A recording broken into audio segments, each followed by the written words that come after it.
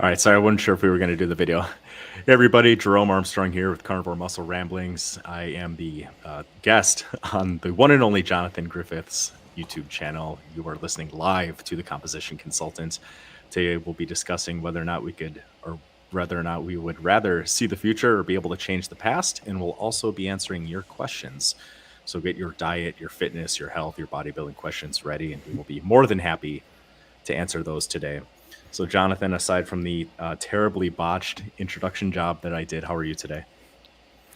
Not bad, thanks. Yeah, I've had Maddie for the day, so she's been keeping me busy. You'd make an excellent MC, I think. Thanks. Yeah, not today, but thank you. Yeah, I was yeah. So yeah, I sorry, was Karen. MC for a high school homecoming dance my senior year. Must be my soothing radio voice and Midwestern accents. But go Yeah, on. yeah, brilliant. Yeah. So what I thought would be funny every now and then is for us to throw in kind of like a controversial kind of question at the start of these talks, just because it gets people thinking, it gets people engaged, and it's always interesting to see what people think. Besides, carnivore diet and training, it's interesting to see how people's minds work. So the question is, see the future or change the past? Personally, I'd probably rather see the future. Hmm. And being able to predict something is probably more useful than change something in the past. I'd like to think that I have power over what's coming at me rather than be lumped in a situation where something I've changed in the past would change my current present day. So, for example, if I was to change the past and say, oh, okay, I wish I never went to Italy, had that rugby injury, things like that, that might mean that today my life could be significantly worse. I might have not have taken up other sports. I might not have done bodybuilding. I might not Hmm. have met you. Might not have met Sophie. So I think you don't know what's guaranteed in a sense what your action would change after the fact. Whereas I think if you see the future, it doesn't mean you necessarily have to change it, but you have the option of doing so. So, for example, I mean, right now we're undertaking a project. We're quite far into it now. I'd probably estimate, in terms of like content, probably about 80% of the way there. In terms of time spent, maybe 60, 70%. Hmm. And if I could see the future, I'd say, okay, how many sales would I make on that project? Would that be worth it for our time or not? Then from that information, I'll be able to assess, okay, I need to decrease the price or increase the price of this Hmm. certain item. So, yeah, that's how I'd find it useful. In a way, having an idea of what to do, but not necessarily change everything, which could put you in a really crappy situation. What do you think, Drew? I think you thought about this probably on a little bit more, little deeper level than I did. I think if I could go back, I would probably change the past. Um, Earlier in my life, I mean, I've always been a bit recalcitrant and iconoclastic, but my freshman year out of college, I got big into partying, drank way too much, flunked my way out of college because I just stopped going to class because I was partying all the time. And my life has been made significantly harder by accruing that student loan debt and not doing anything with that degree or that degree program for quite some time. And maybe more pertinent to where you and I are nowadays, if I could tally up the total amount of money and hundreds, if not thousands, of hours that I've spent, trying to find the quote unquote best workout program or diets, if I could just go back and hand myself and say strict carnivore and high intensity training, high intensity, relatively low volume, relatively infrequent. If I could have just handed myself that on a silver platter, I would have saved myself so many headaches and probably thousands of dollars of trial and error and gym memberships and other things that I've tried in the past. So unless we're speaking more bigger, broad life picture things, I still think I would probably go back and change the past. I either would have tried harder in high school. I never studied, but I still got almost straight A's. But I think Mm. with a little bit of effort, I could have very easily been the valedictorian in my class and probably had a free ride to university. Um, I've gave strong consideration when I was 17 to graduating high school early and going into the Navy. They had a program where you would go up and down the East Coast working on nuclear reactors. And that could have been a very easy way to make some positive changes and get some travel in my life. And interestingly enough, I never would have worked at Costco as a Mm. company. I think we've all had the experience of jobs that aren't good for the core of who we are. And that company does a lot of very good things, and the benefits are fantastic. But the locations that I've worked at, the atmosphere that was created by the vast majority of people that work there was very bad for my soul. And I think my life would have been better had I never set foot in that place to start with. But if I could see the future, and I was thinking about, there's only really maybe two things that I'm interested in if I had a crystal ball to gaze into the future. I'd be curious as a single dad now, what kind of relationships I'm going to have in the future. And then I would want Mm. to see what my daughter's life would be like past the time that I'm here. But beyond that, yeah, I would like to know how certain products, certain business ventures that you and I are doing would turn out. Those are all interesting, but I think in a lot of ways, I feel very confident in the direction that I'm going with my life and these goals that you and I are working on, both independently and together. That I feel very strongly in certain numbers that you and I have discussed, and I think we will both achieve those given the time and the effort. So for me, I would go back and change a few things in my life to save myself a lot of headaches, a lot of time, and a lot of hassle. Um, but I'm quite excited about the future and the possibilities that are laid out in front of us.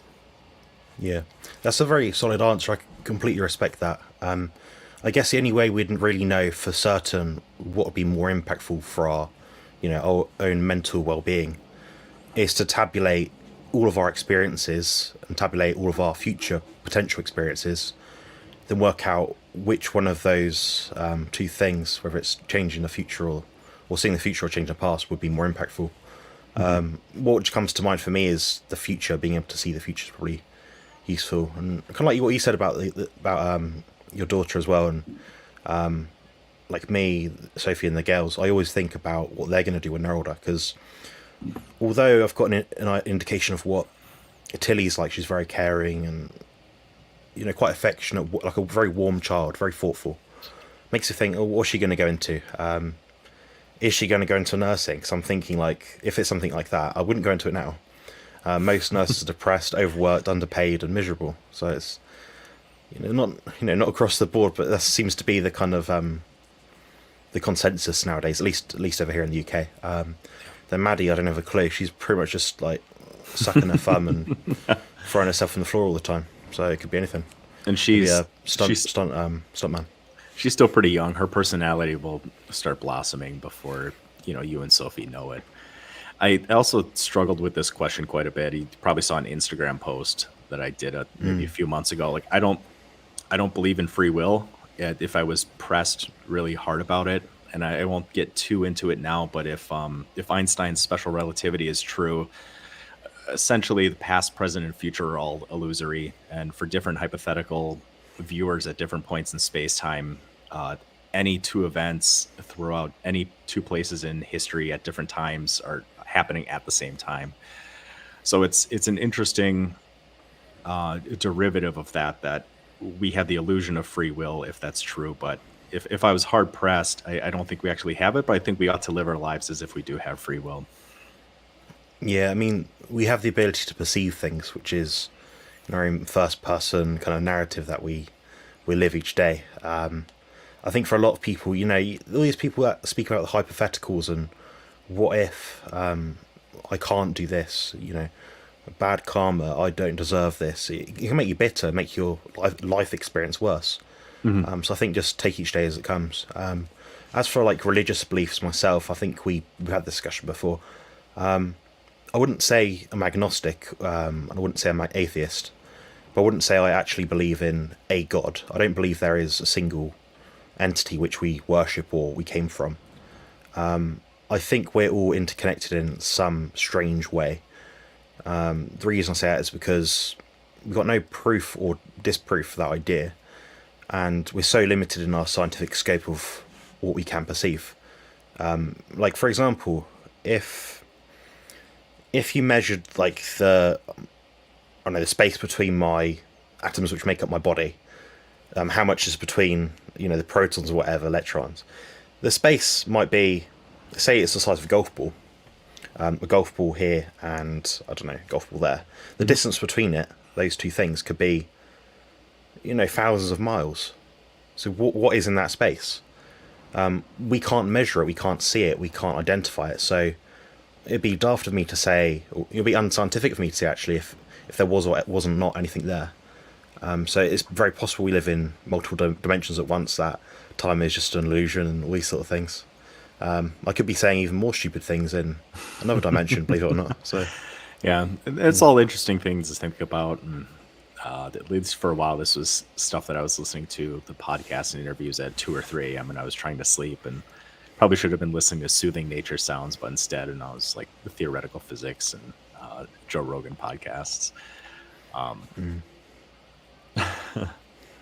yeah, for me, it's my bedtime stuff is always scientific stuff, interesting things.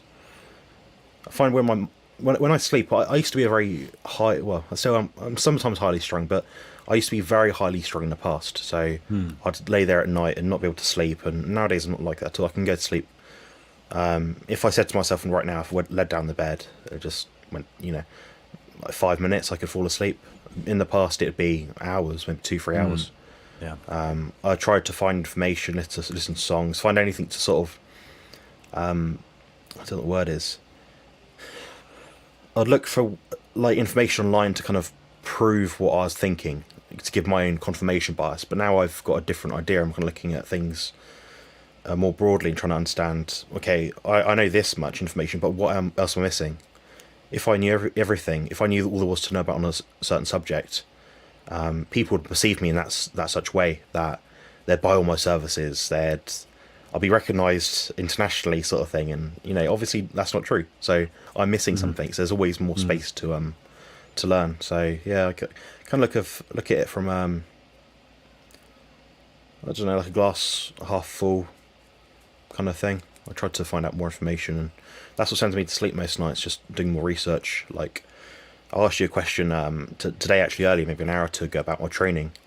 It's basically about my lower body training, trying to get my legs up a little bit, whilst not hurting myself in the gym with my hip and my back and stuff. And I was thinking carefully about it. I'm like, well, I could get a way of training next to nothing and still have the same sort of leg size.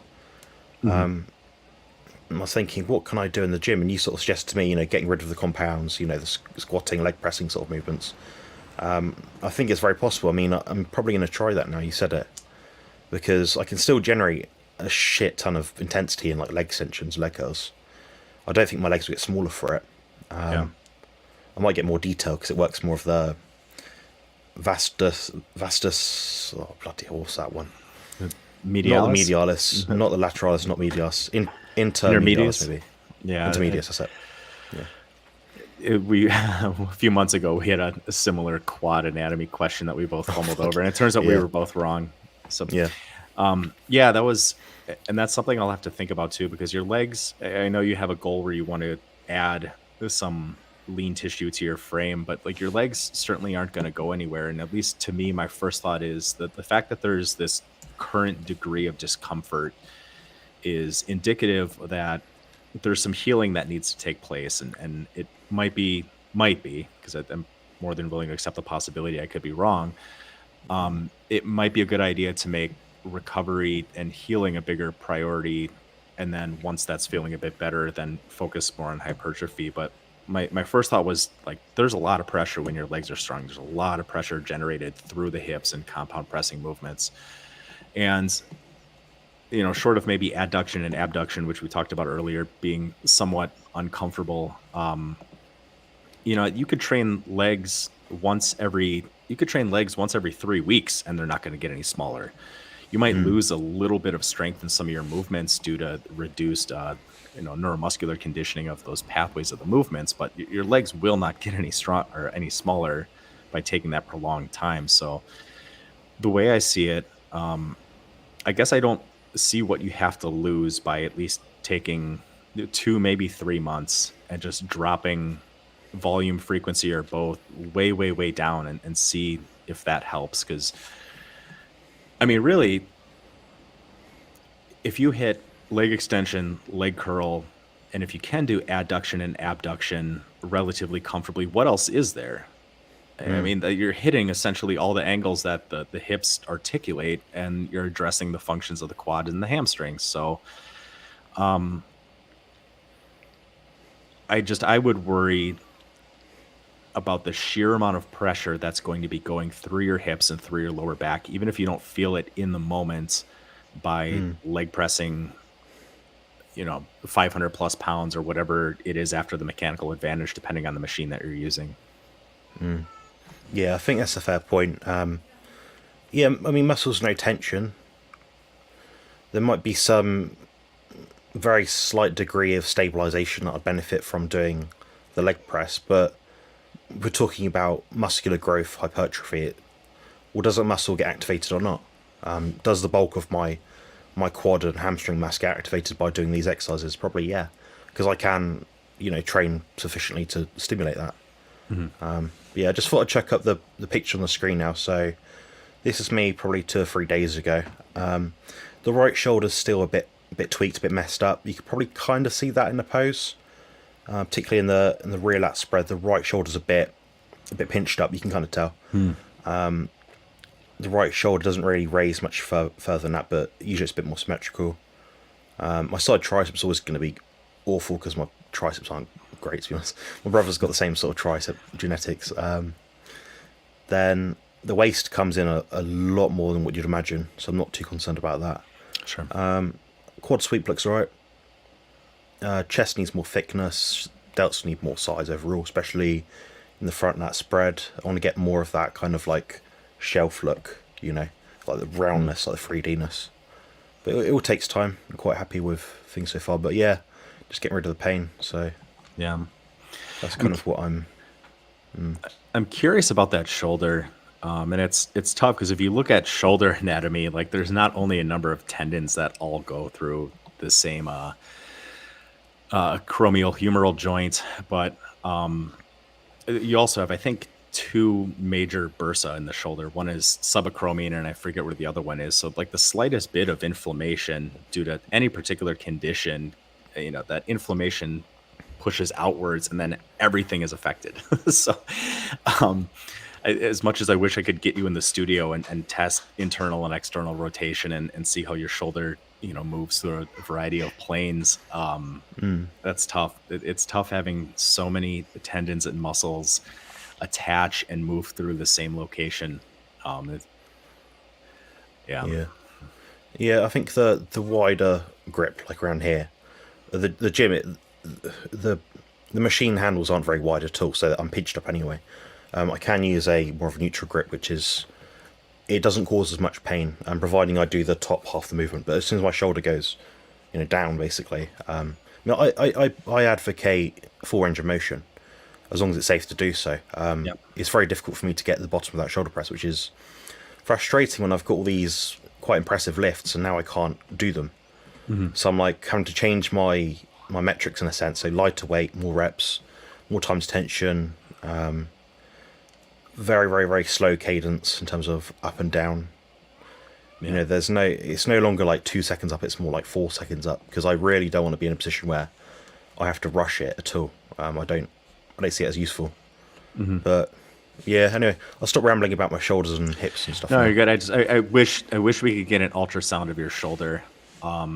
Doug McGuff, you may have seen it, has a video called "So Your Rotator Cuff is Jacked," and not that you necessarily have rotator cuff issues, but he talks a little bit about shoulder anatomy and how what a lot of people think is tendonitis in the shoulder isn't actually inflammation. Sometimes is there's an impingement on overhead movements a lot of times that causes a fraying of one of the tendons, and something to consider. And I forget whether it's pronated or supinated, but if you were to hold your arm straight, palm down, and try and raise it overhead, it becomes difficult. And then past a certain point, if you supinate your wrist, it becomes easier. Well, you have, depending on your wrist position, you have tendons that will like fold over each other at different positions. So it's something to be mindful of. Full range of movement, if you're having issues, may not be the best idea. Now, trying to creatively work some of these machines in a range of movement that's going to keep the tension while minimizing any kind of rubbing that you have could be potentially problematic. I would also probably consider dropping overhead pressing movements and sticking with lateral raises, shrugs if you can do them safely without putting a lot of pressure on your lower back and your hips. And I mean, your shoulders are agonists in almost every upper body compound movement. So I tend to think they tend to be somewhat overtrained anyways. Yeah, I've not done a lot of. Yeah, I mean, I've not done a lot of shoulder pressing in my training career. Really haven't. Like most people do chest press, shoulder press. I've done, variations of chest presses with loads of side raises. Yeah. It's only when I've got really, really strong at the shoulder presses that I've had a bit of a tweak. But it seems to be, I slept funny in my right side when I was at my brother's house. I had 2 pillows rather than 3 or 4, and that seems to have messed me up for a long period of time. But I must admit, it is about 40% better than what it was originally. Okay, good. So it's getting better. It's getting stronger, but I'm still very cautious, So yeah, I'm doing the side raises and chest press first, of course. Do you ever feel any pain or weird feelings in the medial delt or anterior delt especially during like a chest press? No, that chromial kind of area doesn't seem to be impacted at all. It's more the front kind of part. Gotcha. Yeah. So it's the front kind of part. Doesn't seem to be further back, if that makes sense. Like I can get I'm quite far back. Not too bad. Yeah. Right. Anyway, Carnivore Muscle Ramblings live Q&A. Yeah. Sorry, everyone. Myself and Jerome Armstrong. Excellent. Right. I'm going to scroll through quickly and see what you guys have said. Good evening, Rick. Good evening, Zbigniew. Smashing 2 steaks waiting for this to start. Very good. I might have a steak one day. This week. 4 pounds of dumpster steaks last night, but what's a dumpster steak, Drew? I don't know. I assume it's like raccoon or possum. You'll have to elaborate on that, Rick. That's what I'd have thought. Or he's like found it in the back of a supermarket. It's like expired like yesterday. I don't know. Or it's a fillet of iguana.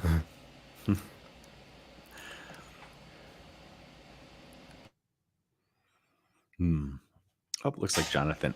Oh, now you're back. Susie says, hi, all. Had almost a pound of Wagyu hamburger today. OMG, good. That sounds delicious. Yeah, I've got half a pound of Wagyu fat in my mum's fridge back home, so look forward to using that at some point. Yeah, apologies if the signal's been a bit funny, guys. It was like this on Saturday night and Sunday on the live streams we did with Bart and Harry, so I'm not sure why it is, but we persist. Jerome will just take over if it gets too messed up. Yeah, it's Jonathan has irritated the YouTube gods, and they're trying to slow his ever-growing channel. Ever-growing, like, 5 subscribers per day? It adds up. Yeah, that's true. 5 subscribers over 10 years, yeah, maybe, I guess. I don't know. For the majority, what I found interesting recently was not many people put captions on my videos, which means for some reason they understand what I'm saying. The other thing I found was 90% of my viewers are male. Most of them are about 30 years old, roughly. What else? There's another interesting stat which surprised me. I think I had like 99.2% likes or something versus dislikes. But it's like I'm doing well, so to speak. Like it's positive on my channel. I'm getting more like watch time, more retention on my videos, but my channel's not growing. Like not like other people's channels is growing. So it makes me wonder what's going on a bit. Jonathan sent me a voice message. Cool. Good evening, Tom. Nice to see you. Yesterday, talking about how different channels have different rates of people who listen with captions, and I had suggested to Jonathan the fact that very few people on his channel turn the captions on is probably indicative of, the amount of time and effort that he's invested in increasing his audio quality, getting soundproofing that you guys don't see off screen, higher quality microphone, better cameras. Jonathan spent a stupid amount of time and money just trying to improve his audio quality. Stupid in terms of not in terms of intellectual prowess, but sheer magnitude of time Stupid invested. in terms of just too much. Yeah. No. This is my 4K webcam, guys. Rubbish. Waste of time. Absolute waste of time. So it gives you such a wide viewing angle that by the time I actually shrink it, it's barely even like 1K. Rubbish. That's 75 quid. I was gonna say that's a fast about $100. Yeah. Yeah, I'm going to get Sophie to take it back, I think. It's annoying. But yeah, I've used all the webcams at this point. I'm pretty much lost. I'm just using my my computer's one, which seems fine. It's 2K. So it does the job, I guess. All right. Oh. Regret can really distract from future progress if one isn't careful. Want to know the future? Look at where your focus is now. Yeah. Well said. Yeah. Very wise. Ben. So Ben asked, do either of you consume bone broth, and do you feel it's important to use it to balance out glycine to methionine? Jerome, what do you think? I have bone broth maybe once every other week as an alternative to coffee. I abuse coffee and then I quit it for a while, then I abuse it again. As far as balancing out glycine and methionine, Jonathan may have a different insight than I do. I think if you're eating appropriately, it's probably not a big deal for most people. Glycine, I believe, is a non-essential amino acid, and we can synthesize all that we need, although I believe it's not a very efficient process. So I'm hoping Jonathan can provide a little insight to that. Yeah, we're mostly dealing with the amount of collagen that's in a given meat. So, for example, if someone is eating filet mignon, and that's the only source of meat they're eating, that will likely be low in glycine because it doesn't have much connective tissue in it, not much fat. You know that when you tear a steak apart, you get a white kind of seam through it. That's collagenous rich, and also skin, like beef fat will be rich in that sort of thing as well. Chicken skins, if you have chicken thighs, drumsticks, things like that. I am endorsed by a company, or I do endorse a bone broth product. Over here in the UK, it's by a lady called Rachel Downs, and she owns a company called Boil and Broth. It's a useful additive to the diet. I think in some cases where someone's got a sensitive gut, they can't eat a lot of food, maybe they don't like chewy meat, maybe something like that, then yeah, it's quite useful, but I don't recommend it to many people at all. It's more like people like my mum that might not eat a lot of meat. But outside of that, I don't think there's any further benefit you can have from adding in things like that, providing your diet has enough glycine in it already. And Jerome rightly said, yes, it is somewhat of a taxing process to sort of break these things down. But then again, I think you're kind of like clutching at straws. You think it's going to give you all the benefit that you might hope for. I don't think it's worth the investment personally, unless you're someone in those situations like I mentioned, so you don't eat much meat. Perhaps you're a female that doesn't want to eat much meat. Or perhaps you've got some very blatant, obvious deficiency where you've been on a plant-based diet for a long period of time. So yeah, I don't see the point really. Now, there's also, I believe, a really thin membrane on the inside of an eggshell, right? That is essentially really high in glycine. It's almost pure connective tissue in a sense. Do you ever try and peel that out of the egg when you make eggs? Sometimes I'll crack the egg into my most anabolic protein shake ever, and I'll put half the eggshell in it, and that'll give me some extra there. But we're dealing with like milligrams here. You'd get more collagen and therefore more glycine. Collagen is a protein which is made of glycine and things like that, and proline. If you just eat the meat. So if you're going to the say Tesco's or Costco or wherever you happen to be in the world, if you're buying ground beef, for the most part, it's going to be about 12% collagen by ratio in terms of the meat. So when you think of how much of that is going to, how much collagen is that going to provide you? 12 grams per 100 grams approximately. Then you're going to be buying a collagen powder, which is maybe $25 for a few hundred grams. I'd much rather see someone invest that money into just more meat, or if they want to spend some money and get a bit more high quality fatty acid ratio, get the grass fed stuff. That's probably where I'd see it. Excellent. Yeah, very good. Oh, Joey's left a super chat. Thank you, appreciate that. Very kind of you.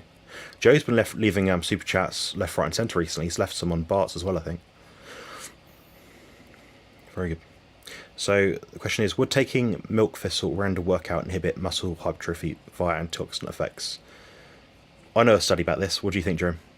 I would lean no, but that would be a wild guess. So I'd be curious on your thoughts.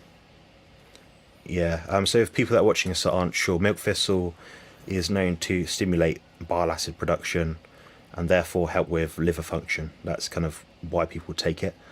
It has some net negative and net positive kind of effects. In some studies, it has been suggested to lower IGF-1, but that amount is not particularly significant.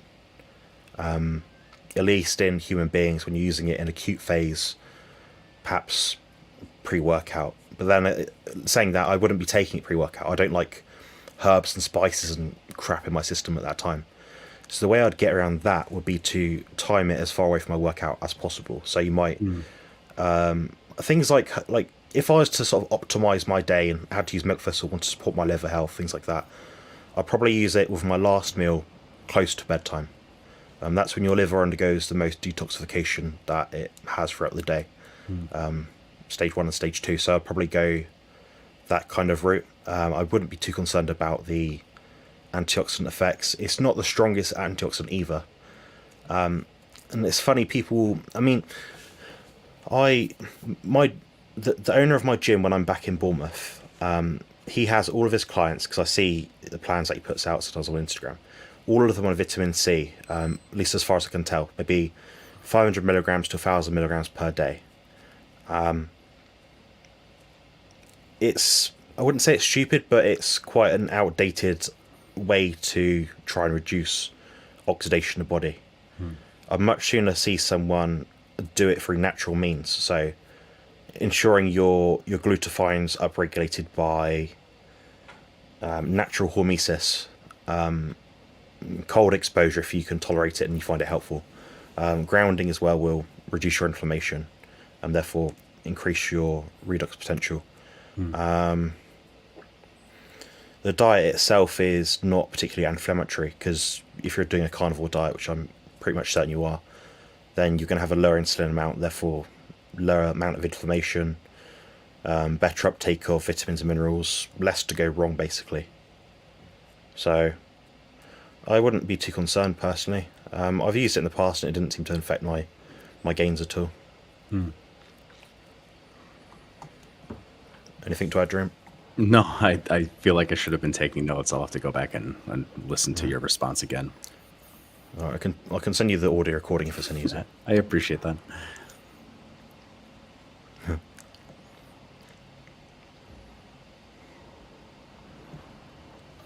All right, okay. Perfect. Dumpster steaks are expired meat. They come from a home where I fixed the electrical panel. The refrigerator was off for a few days. Yeah, I mean, I've eaten beef steaks before that are like 3 weeks out. Like, no issue. Nothing's happened. I wouldn't do that deliberately. I think if you're going to have I wouldn't get like beef burgers, for example. I'd only do it with actual steaks. When you get to the point where they're like dry aged and stuff, maybe a bit iffy, but just a regular steak from a butcher that's been put in the fridge, probably not the worst thing. It's not advice, but I wouldn't worry too much. But yeah, Rick obviously doesn't give a damn. So I had a bad experience once with bacon. My mom and stepdad will cook up a bunch of bacon and they will leave it sit on the counter for days or a week or 10 days plus at a time, and they'll just give it as a small snack or a treat to their dogs. So I went over there one day for, I don't even remember the reason, but I saw this bacon sitting on a plate on the counter. I'm like, oh, sweet, bacon. And I'm like, it tastes a little old, but it seems okay. And then I got sick as a dog from eating this old ass bacon. Uh, If it's Mm. not if it's not cooked, I tend to think our sense of smell and taste is a pretty good indicator of whether or not something is okay to eat. Yeah. My stepdad's bought bacon in the past, like, and I think he's left it in there for like 4 months and had it, and he's been fine. But it's been smoked and cured and all sorts of things. So Yeah, we've got a brilliant question for you here, Drew. interesting. So you mentioned Doug thingy. I recently purchased Body by Science book. What is your opinion on it and effectiveness for building muscle? I think it's the most underrated book ever written about exercise. McGuff goes into quite a bit of detail about cellular metabolism, some of the mechanisms that underpin muscular hypertrophy. And the biggest misconception a lot of people have by that book is his recommendation for the big five once a week is not an end all be all routine. It's a starting point. It's the skeleton for most people to hang the meat on to start building their own routines. And this is stated in the book, but a lot of people that are in the Body by Science camp, and I lump myself into that group, tend to often miss that point. In terms of efficacy for building muscle, I switched from Mike Menzer heavy duty training to a Body by Science esque type routine. And I had zero decrease in strength. And if anything, I've continued to get stronger and a little bit bigger despite slowing down my repetitions and further reducing volume and frequency. And you should look up, the gentleman's name is Alex Fergus. He won the 2017 PaleoFX Regional CrossFit Games in Texas by doing only the Big Five Body by Science routine once a week for 6 months. And he not only won the regional CrossFit Games, but he also beat out Ben Greenfield, who started selling ebooks years ago in the fitness infosphere and now runs a pretty popular blog. So in terms of its ability to build strength, muscle, and even improve athletic ability, I think it's one of the best books ever written on exercise, barring the book that Jonathan and I are trying to finish up here. It's a Nice. fantastic book, and anybody interested in high intensity training, even if you're into faster reps, a little bit higher volume and frequency, I still think it's a fantastic read. And anybody that is an exercise aficionado would do well to read this book and at least consider some of the information therein. Yeah. Yeah, well said. I have a question adding on to that for you, Drew. Sure. So a lot of these like high intensity training kind of people in that kind of area, they train really hard, do basic movements, give yourself adequate time to recover.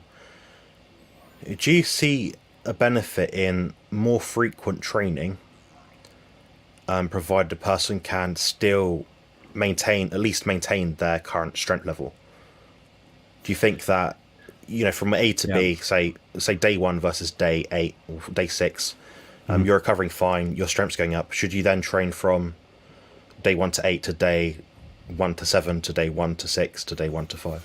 Yeah, if I can rephrase that a little bit, because I think I get what you're saying. If you're capable of recovering sooner or faster than most people, and you could train every other day or every third day, I tend to think that you probably should train every other day or every third day. Not that you would necessarily build more muscle.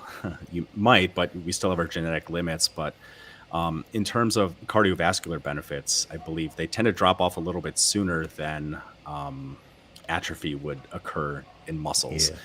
So, especially if you're some kind of a hobbyist or amateur athlete of some sort, you want to be as strong as you can be, both during the off season, so that you can perform at your best. In general, the stronger people get, the bigger the stress is on the body, and in general, people over time need more time to recover.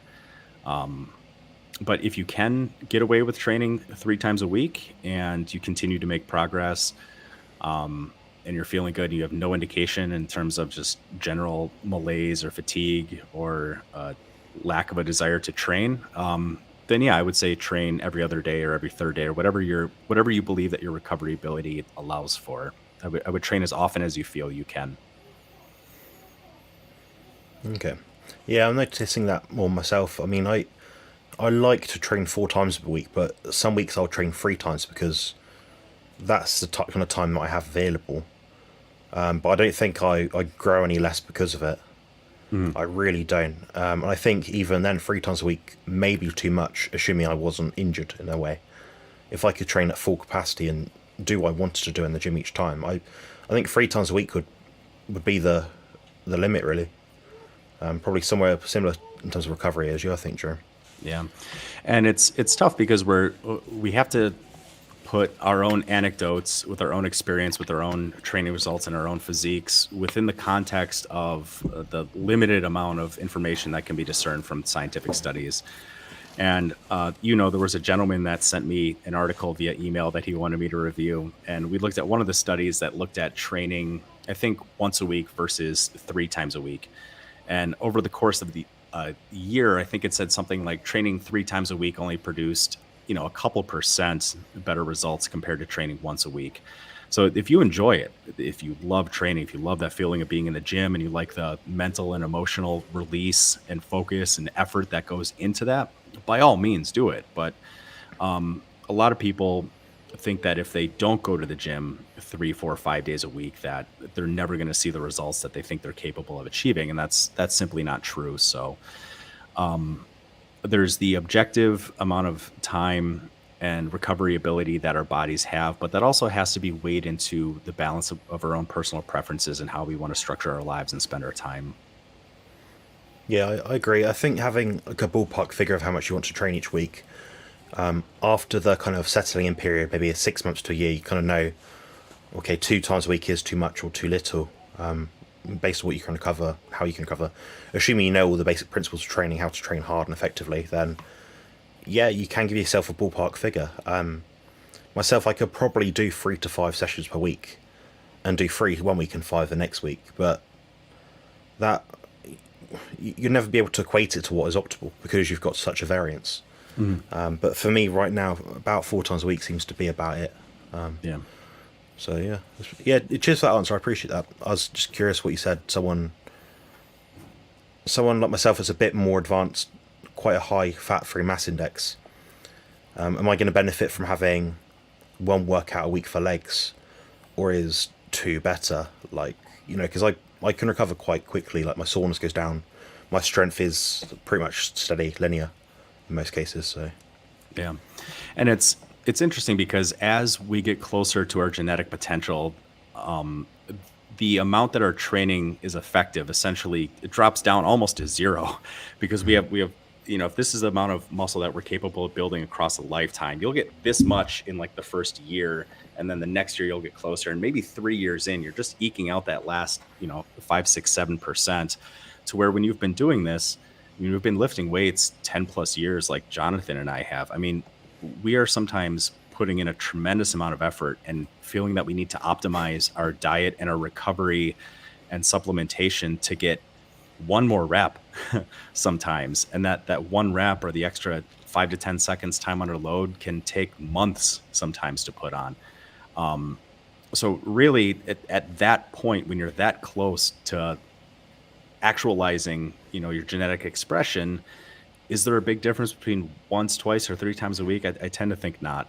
I tend to think not. It makes very little difference. But if you enjoy it, absolutely go for it.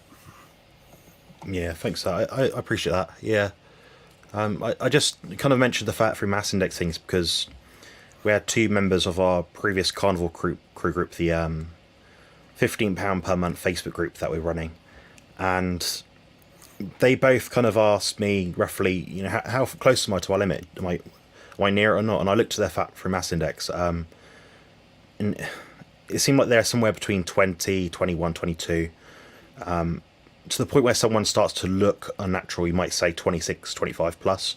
Yep. But the thing is, some people just don't have the genetic capacity to hold that much muscle. It's very hard to say, but almost what we have to say at this point is people that have been training for a long time is, well, keep going, keep going, keep going, and eventually get to the point where you'll know, like, I've optimized everything, my diet, sleep, training are as good as they can be right now. Week to week, month to month, do you notice progression in your musculature? Yes or no?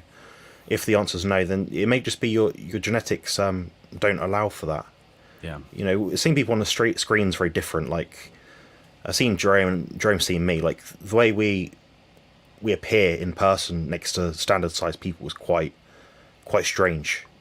Because I'm tall and lanky, it doesn't show that much. You put me in a photo next to Sophie, and it's like this guy's an enormous sort of thing, you know. And one small follow up to that, what's sad is somebody can have tremendous genetics for most of their body, and then you might have one muscle group or one head or one muscle within a group that just genetically is just not going to have the same degree of development. One of my mentors, Skip LaCour, had an unbelievable tricep. I think it's his left tricep looked beautiful, but he would never hit a right tricep shot because it looked mangled. And it was just one of them. He had that beautiful, like perfect tendon length and shape, and then the other arm just looked like he got mauled by a panther, and he would never hit that pose. And there's nothing he can do about that. And it's unfortunate, but that's it. Genetics are kind of the end all be all, but it does take a lot in terms of diet and manipulating, especially rest and recovery, volume and frequency and intensity to really see what somebody is capable of. My client Matt, that I've posted his transformation in some of my videos, it wasn't until I got him down to exercising only 6 sets once every 10 to 14 days that he saw his best growth. And while some people do respond very, very well to the stimulus that is exercise and can recover very quickly, it stands to reason that there are people on the other side of that bell curve of genetic expression that require significantly longer periods. So after a while, Jonathan and I, we can look at somebody's bone structure, the size of their joints, and you can get a pretty good idea based on their build of how much muscle they may be able to build. But every once in a while, someone will surprise you when you manipulate some of these variables. It'll seem like over the course of a few months that they put on, 10 to 15 pounds of quality mass. So there's some degree of trial and error that goes into it too. Yeah, that reminds me of Zbigniew. He checked in recently, I think yesterday. He's one of my coaching clients, and I noticed like from January to now, we're looking at about 6 month time span. His chest is a lot more square. Like he used to have quite like, somewhat athletic looking, but now he actually looks like he has pecs, he has side delts, he has bicep peaks. He doesn't have tremendous mass, but everything that he did have is more shapely now. I think that gives that visual appearance. So, I mean, looking at his scale weight, he's not gained any weight. He's gained muscle and lost fat at the same time. So, and if I can give a nod to one other person from that former group, Kyle, while staying lean over the course of the 3 months in that group, I think put on between 10 and 12 pounds of body mass, but it looked like he kept all of his leanness. So if he started at 10, 12%, it looked like he finished at 10, 12%, but his increase in weight, I would like to go back and try and find side-by-side pictures, one from when the group started and one from towards the end of that group. But that's a significant improvement. I mean, most people don't experience that degree of muscle gains in a year, let alone, 3 months with a history of training. So yeah, it makes you wonder how far people can push it. Because he is asking about like how big he could get. Like, I was like, honestly, don't know. It may just be you've peaked out already early. It may just be that you're just getting started, sort of thing. You'll never know until you play it out. Yeah. I've been playing it out for quite a while now, and without severe supplementation of different kinds, I don't see myself getting much bigger than I am now. Maybe an extra kilo or two, but at least not without severe detriment to my health, I think. So I think you've probably seen it too. There's a couple people online that have built Primal Mike mentioned. Sorry.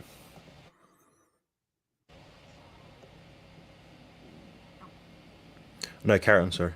Oh, I was going to say there's another tool that I've seen, I'm sure you've seen in the past, is you can take a tape measure and measure like your wrist and your ankle circumference, and it'll approximate based on bodybuilders in the past who have had measurements taken, and also your fat-free mass index. You might get a better idea of how much muscle you could potentially build. And at least for me, that's been relatively accurate. Yeah, I think so. I'd like to get 20-inch arms, but I don't know how elusive that is just yet. So I'm aiming for it. Yeah, don't we all? Don't we all want 20-inch arms? Yeah, yeah. Primal mic. Sorry, it wasn't the. I went to buy the Logitech webcam. I read through loads of the reviews and it didn't quite match up in the end. So I actually went to click purchase and I cancelled the order. It didn't seem to be any better in reviews versus the one that I was using. So back to the drawing board, I think. I'm really not sure, but this webcam seems okay. It's, you know, of course, whenever I'm on a live stream with someone else on their channel, it always pixelates it every single time. You'll see this when I go to other people's channels. It just always happens. It's a bit annoying.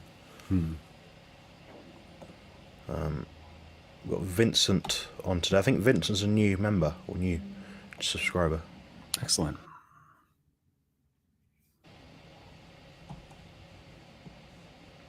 Jeremy, you might have to take over the button pressing. It's not working for me. Sure. We can skip the next one. Joyce says, my pleasure and a privilege to support. It is appreciated. Eggs are getting awfully expensive in the Cheers, UK, Jay. and Jonathan's never going to be able to put on that extra kilo of lean body mass without a incoming supply of quality protein and cholesterol. Joey's got another question. I've been implementing supinated wrist to thumbs out during shoulder movements and face pulls to avoid forward shoulder rolling, hunched forward look. Any other insightful tips? What do you think, Jonathan? I think getting your hips aligned is also important as well, because where your hips align day to day, if you're sat in a sofa and your hips are sloped forward, so effectively you're pushing back like I am kind of now because it feels comfortable. I think you'll naturally kind of bring your shoulder blades forward because you're pushing your upper back forward against the backwards against the back edge of the sofa. So I might actually suggest like try and find a way to like prop yourself up. Make sure your lower back is always flush with whatever you're sitting on. One cue that a PT actually taught me when I first started training was every time you get up in the morning, every time you go to bed at night, put your body against a door or a wall and just bring your shoulder blades back and try and pin them back and imagine you're just holding it there. And just do some like deep breaths or something like that. Maybe some like twist your head round sort of thing. Just try and make your brain think that's your natural neutral position. And outside of that, obvious things like chest supported rows, bring your shoulder blades back, making sure those muscles actually fire. So when you're in a chest supported row position or any kind of bent over row, initiate with your mid back, then pull through your wrists or your elbows. And that'll help you kind of stay in that plane of mind, if that makes sense. Jeremy, what would you do? Because you're the expert on like walking and stuff. Oh, yeah. Well, that's an excellent point. Aside from kind of pinning your back and your shoulders to a wall, you could always, once you're after a few breaths in that position, you could always take a few steps out trying to maintain that same posturing. I would, I guess, look at strengthening the muscles of the upper and mid-upper traps. I mean, the traps form like a diamond-shaped pattern up the neck, kind of out to the shoulder blades and then down. Strengthening those muscles will hold a larger degree of tonus and should help correct a little bit of posturing. But I don't think I could add too much more to what Jonathan said. Maybe if you're gonna do face pulls like that, put them a little bit closer to the front of your routine. Feel free to send me or Jonathan some workout footage. There may be something that might need a slight correction there, but in general, assuming you're a relatively younger guy, it's probably more just muscle memory of holding certain positions throughout your day than necessarily anything that needs to be corrected in the gym. Yeah, it's what you do throughout the day. It's going to make the biggest impact. I mean, myself, someone who's quite tall, I would have had bad posture if I didn't go to the gym. I've been very, very conscious of this all the time. Every time I'm in a machine, if you see some clips of me training in the gym, you always see my setup takes a substantially long period of time. I don't think I've ever done any exercise for the last few years where I've just sat in a machine and just done it. I've got my shoulders in the right place. I always think, okay, if I'm doing a shoulder press, for example, rather than just going, oh yeah, sit back down and just get under it. No, I make sure my shoulders are actually down and back, as low as they'll go. So I actually think of activating my lat muscles when I'm pushing them down, because that way I know that's the right position. Then whatever the kind of direction they fall into when I'm actually pressing would be my natural position anyway. So you can't be perfect left to right. It's not how we work, but we can at least kind of put ourselves in the best position to be equal by approaching it in that sense. So when you set up the actual exercise in the gym, make sure you're even. People amazingly get that wrong, like hands all over the place and all this sort of thing. When a bodybuilder is often learning to pose, we're often taught to pose from the ground up. And I do something very similar when I sit in a machine for an exercise. It's feet, legs, ass, back, shoulders, neutral head position, and then kind of where are my arms at. I kind of go ground up with that too. So that made me happy when you said that you don't just sit in a machine and just rip it. You take 10, 15 plus seconds sometimes to really make sure everything is exactly where it needs to be before you get going. Yeah, it's especially true for exercises which aren't particularly safe for me. So the more complicated exercise, the leg press, for example. I put a video up about 2 months ago, guys, and it's about 1.5 minutes, 2 minutes of time and attention, but the video itself is about 3.5 minutes long. You'll see the first 30 seconds of that video, I'm actually getting myself in position. I'm making sure my butt's wedged against the pad, or if I'm having it up from the pad because I want to change the angle of my thighs, maybe. The setup is crucial. I think people they miss that. Your feet need to be.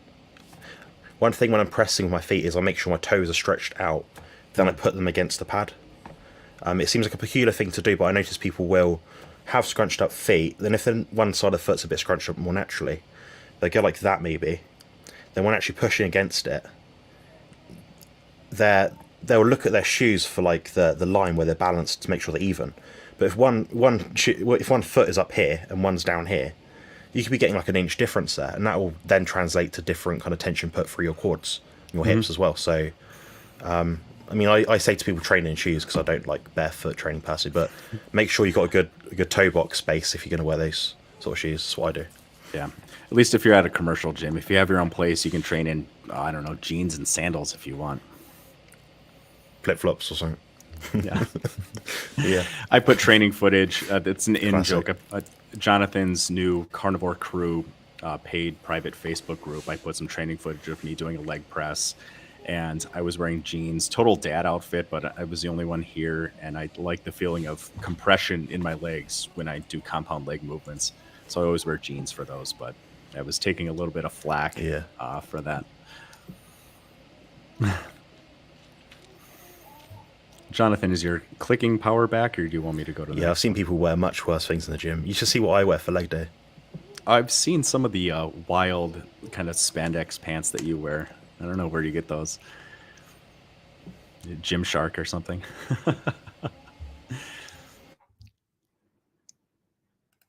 All right. I think I lost Jonathan. There we go. He's back. Your audio No, always they goes... only go up to extra large. Rubbish. Okay. Danny says, hey guys, hope all is well. Thanks for helping this signal regular was awful. peeps out. Of course, anytime, that's what we're here for. By the way, your beard is looking great, Jerome. Thank you. Thank you. Are you getting close to competition weight? Yeah, it's funny. I like growing a little bit longer of a beard because as I get leaner, it helps hide the fact that my cheeks get sunk in a little bit. And Jonathan will be back in a bit. So if I can plug the Carnivore Crew Facebook group that Jonathan put together, the way that I view this group is it's coaching light. You get more preferential treatment with getting questions answered between me and Jonathan. One of us is pretty much on 24 hours a day answering questions. Jonathan, I'm talking about the Carnivore Crew group. And every day so far this month, we're 3 days in, I've posted my readings from the Renfo scale.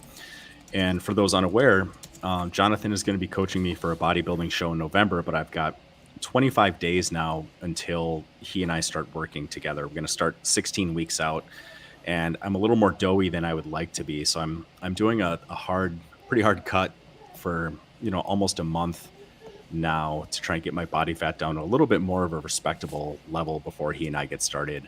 I want to make sure that I'm a fair client to him, that I don't put him in an extreme position where, we're not even sure if we can hit this deadline. So weight this morning was 254, and I'm 5'11". And if you really want the details of me getting ready for this competition, we will be creating videos that will be premiering on this channel, but the daily details, what I'm eating, my scale readings, all pictures, all the stuff like that is going to be in the Carnivore Crew Facebook group. But I think it's probably fair to say most of Jonathan's consultation calls to me, I think we'll probably just create as live videos at some point. Is that fair to say? And we'll take questions. Yeah. But I really want to go into, I really want to go into having Jonathan coach me as if I was just a client that came up to him randomly and said, listen, this is where my physique is at right now. I want to do a bodybuilding show in November.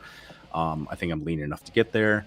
And then that way people can really get an insight to how he coaches people and can get a really open book look at everything that goes into a bodybuilding contest prep, because it's not all sunshine and rainbows. It's very taxing, and it's beautiful in a sense in its simplicity, but simple does not necessarily equal easy. So there are going to be times when Jonathan and I are butting heads. There are going to be times when I'm feeling terribly insecure and get reassurance. But if Jonathan can coach me for this show to get single digit bodybuilding lean, then whatever anybody else's physique goals are, I have all the confidence in the world that Jonathan can get them there. But I like the idea of putting something online for everybody to see, to take it to an extreme example, because Jonathan will never expect somebody to take things as far as we're going to push my goals and my physique unless somebody wants to go down that same road. So this is going to be a beautiful insight to whoever's interested into the totality of what coaching with Jonathan entails. And I think the biggest thing that you guys will see is you are going to get far more value for your dollar coaching with Jonathan than you will any other coach online, myself included. I would charge at least 2 to 3 times what Jonathan does for what he does. And I'm not bullshitting when I say that. So I apologize for going down a bit of a tangent, but daily details will be in the Carnivore Crew Facebook group. I believe it's 15 pounds a month. You can cancel anytime. And Jonathan and I will be doing 1, maybe 2 videos a week. And I'll be putting pictures up on this YouTube channel, kind of outlining the whole contest prep. But the real nitty-gritty details are going to be in that Facebook group. Yeah, I think it'd be helpful for people to follow along. Maybe they don't want to be a contest-shaped bodybuilder. Maybe they want to go from Jerome's current body fat percentage to, like a relatively good sort of 6-pack. Maybe they just want to do that. Well, they can see week by week what we've done and how we've achieved it. It's all relative as well, guys. I mean, Jerome's given himself plenty of time to do this and achieve this goal. So I think it's an achievable goal. I don't think it's going to be too daunting. At least not until the last few weeks, maybe.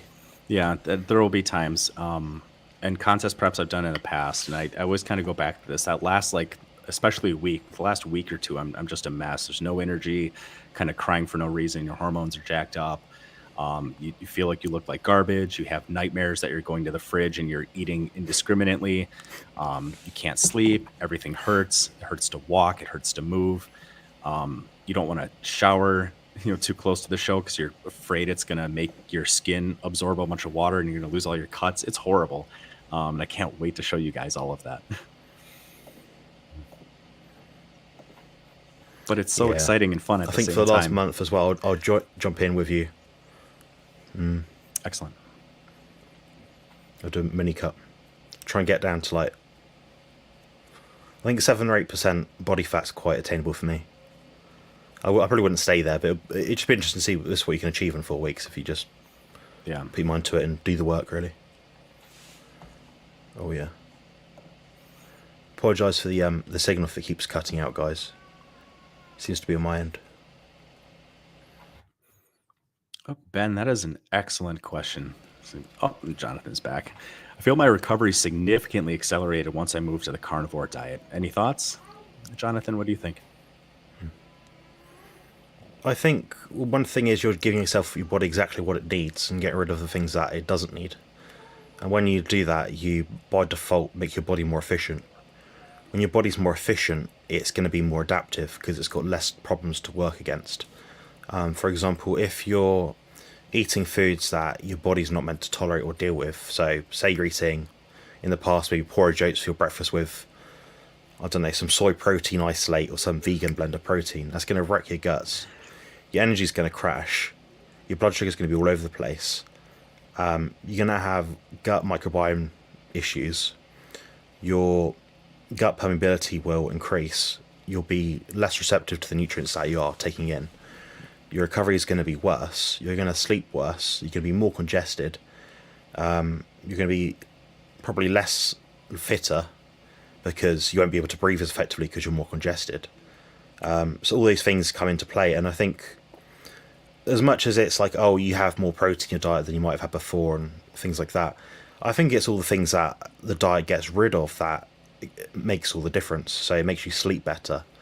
Like nowadays, I sleep, and when I wake up, I'm honestly within about 10-15 minutes, I'm good to go. Whereas in the past, someone like myself that has suffered with chronic fatigue, I'd have to get up about 2 hours, or wake up prior 2 hours before to be able to get out of bed. I'd need that time to sort of wake up. And now I go up maybe wake up maybe 6 o'clock sometimes, 6:15. I'm out of bed by 6:45 at the latest in most cases. And from there, I'm up in the kitchen cooking breakfast and I'm singing. I'm not slow and useless and unresourceful and miserable. I'm actually quite chirpy, which is weird because I'm not really traditionally a morning person. So yeah, that's my brief thoughts. And what about you, Jerome? How's it affected you? Yeah, my experience has been really similar. When I was training more Mike Menser heavy duty, 60% carb, 25% protein, 15% fat, I definitely needed about 5 days off between training routines. And when I switched to ketogenic diets and then ultimately carnivore, if I'm eating enough food, I can get away with a full body routine every other day.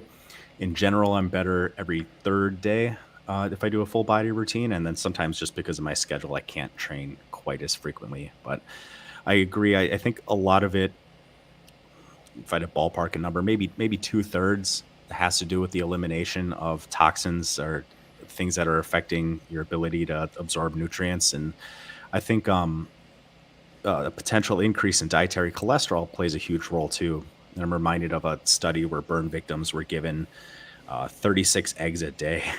And the ones that had 36 eggs a day had significantly better healing and no increased like blood lipid markers. Their body was utilizing essentially all of this cholesterol and fat to try and facilitate healing.